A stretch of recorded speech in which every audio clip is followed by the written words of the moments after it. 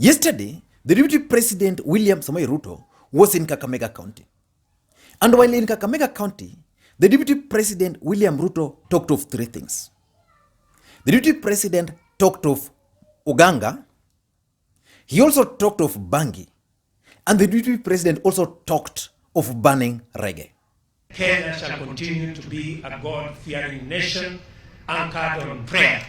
It cannot be a country of reggae na mambo hiyo ingine ya bangi. Haiwezekani. And we all know in this country, when the Deputy President talks of Muganga, he basically means Raila Odinga. Because Raila Odinga is known to have two friends in Nigeria. He has Olusegun Obasanjo as his personal friend. Obasanjo is a former president of Nigeria.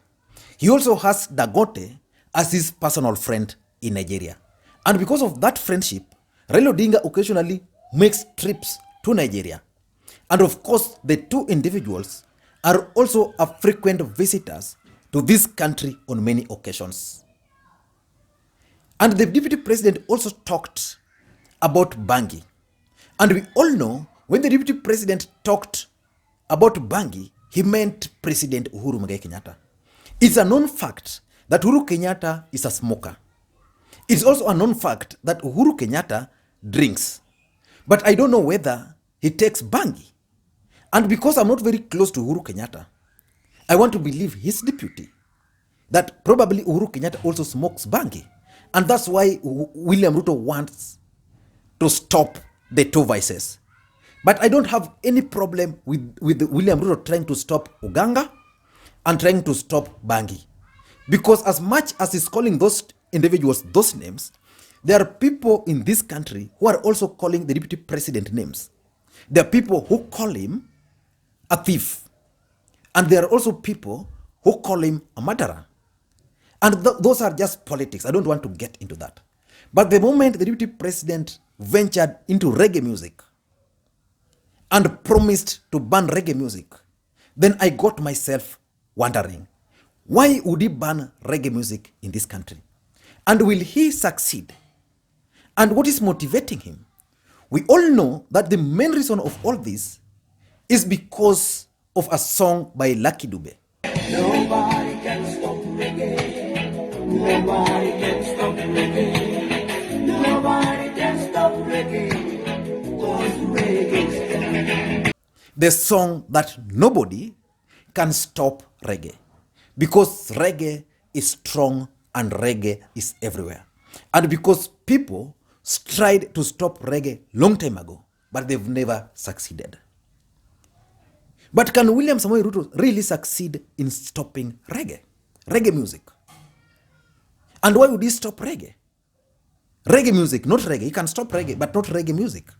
Because if he will succeed in stopping reggae, he will be the first person in the world to stop reggae. Reggae originally was from USA, but it peaked in Jamaica.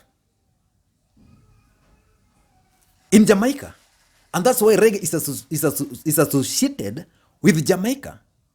But when you talk of Lucky Dube in Africa, you talk of apartheid, you talk of Lucky Dube. Lucky Dube played a key role in freedom in South Africa. And I don't understand why the DP has problem with his song. But why would he plan to stop reggae music in this country?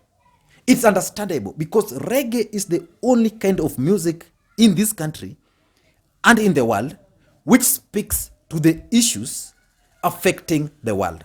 One of the reggae people I've always respected was, the one I call, in inverted commas, the high priest of reggae, Robert Nesta Marley. Yes, indeed.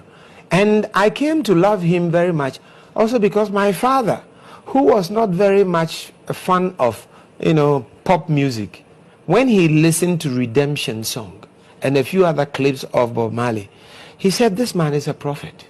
This song of freedom. Oh my God, this is for Good Friday. It's all I ever had. Oh yes. redemption song. But there's a part that I love very much. Emancipate yourselves from mental slavery. None but ourselves can free our minds. Whoa! Have no fear for atomic energy, cause none of them gonna stop the fight. Oh yes. How long shall they kill our prophets while we stand aside and look? Woo! Some say it's just a part of it. We've got to fulfill the book.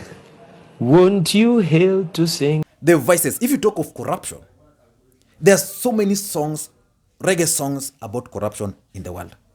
You talk about freedom, so many songs about freedom.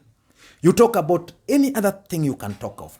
Even in churches, if you go to churches today, there are reggae songs which are talking against misuse of churches, stealing in the name of the Lord. Stealing, stealing, stealing, stealing, stealing in the name of the Lord. We have so many songs of reggae, and probably because of those messages, that's why the deputy president is keen on stopping reggae. But let us now go back. We were all here last year when there was a by-election in Kibera. I hope all of you are here. And we remember so well that the crowd in Kibera, especially those who were attending McDonald Mariga rallies, was so many. And they would always sing to the tunes of reggae music, to an extent that the Deputy President William Ruto had to, at one point, import a reggae artist from Jamaica to Kibera to entertain him and his crowd. So why would he plan to stop reggae music in Kenya? Will he succeed? Now that takes me back to his audience, which is the church. The church in Kenya has failed this country completely. If there's any religion in this country which has failed, it's the Christian. I am a Christian myself. But Christian is full of hypocrites. Christianity, it's full of people who are liars. It's only in Christianity where you find people preaching the gospel but doing the opposite. It's only in Christianity where you find someone starting a church with the aim of enriching himself. It's only in Christianity where you find someone starting a church, getting funds to help the needy. But he goes ahead to construct their own houses, to educate their own kids, to enrich their own family, and to enjoy lavish lifestyle. And that's why in this country, churches is one of the biggest businesses. And the churches in Kenya today are used to launder money, stolen money. And we all know for a fact that William Ruto has endeared himself to the church, which is good. But we also know that Christianity is full of people who are gullible. If you want to get gullible people in this country, go to churches, because you will find poor people there. Then you will sell them any other thing, to an extent that some of them even refuse to vaccinate their kids because of lack of knowledge. But why is William Ruto keen on stopping reggae and talking just right in the pulpit? Number one, reggae music has all the messages about the ills affecting the country. So if today, for example, I start playing a song about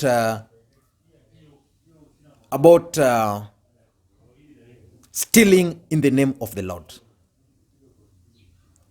if I start singing that song, many churches will not be happy.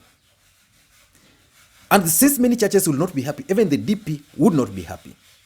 So because our churches are the most vulnerable, it's easier to convince them with such kind of vices. Number two is that churches in this country, majority of them are poor. The kind of messages the deputy president was telling the people in Kakamega, he can't go to Sitam in Nairobi and tell them the same message. They won't allow him because they are enlightened. Most of them are not poor. That kind of message he can't go to Winners Chapel, for example, and tell them. But the pastor of a Winners Chapel or the pastor of Sitam can preach those kind of gospels. So those are the facts.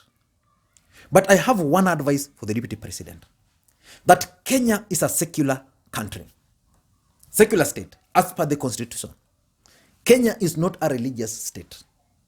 In this country, we have Christians, we have Muslims, we have Buddhists, we have atheists, and we even have those waganga, the waganga wale wa Ukambani. They are part and parcel of Kenya. And until the constitution is changed, Kenya shall remain a secular state. My friend Harrison Mumia, who is the chairman of Atheists, has the same right just like myself when it comes to any other issue in this country. So the deputy president should spare Kenyans those kind of lectures. We know he's hunting for votes, it's good. And we also know that churches are normally a way of nourishing people. I go to church myself and I listen to messages. Sometimes I agree with the messages. Sometimes I don't agree with the messages. I read my Bible, for example. And if you go to this channel, you'll find 2 or 3 videos. One of my top performing videos was about Pastor Alf Lukau. Because Alf Lukau was a pastor, a highly respected pastor in South Africa. He's from DRC. But this guy was misusing the name of God to an extent that he could pay people to fake resurrection. The motive for doing that was simple. He was doing that for the simple reason that he wanted people to believe in him. We have so many pastors, fake pastors, inside this country and outside this country. We all remember that video. I removed it at some point. It had almost 1 million views on this channel. This channel hardly gets 50,000 views per video. That video had almost 1 million by the time I was removing it, because I wanted to monetize my channel and I didn't want such kind of video to be there. In that video of Apostle Nganga and this Tanzanian artist, what's the name? I'm forgetting the name. This lady, I really like her songs. The name is just disappearing. Rose Muhando. In that video, I also explained the game plan the two had. And it came to pass, and I advised Rose Muhando to go and seek medical attention. And that's what she did. And she's now fine. Well, we all know that Pastor Nganga was claiming miracle while this lady was suffering. So at the end of the day, the churches in this country and in the world are giving Christianity a bad name. And the mere fact that they can give the deputy president a chance and a platform just because he's giving them money for a rambe and is able to talk the way he talks like that, in my view, should stop. I don't know what you think, but that's my take. I don't know whether I'm wrong on this. I don't know whether I'm right, but it's my take. Thank you guys. Let Kenyans be, and let's watch my next video tomorrow. Thank you and bye-bye.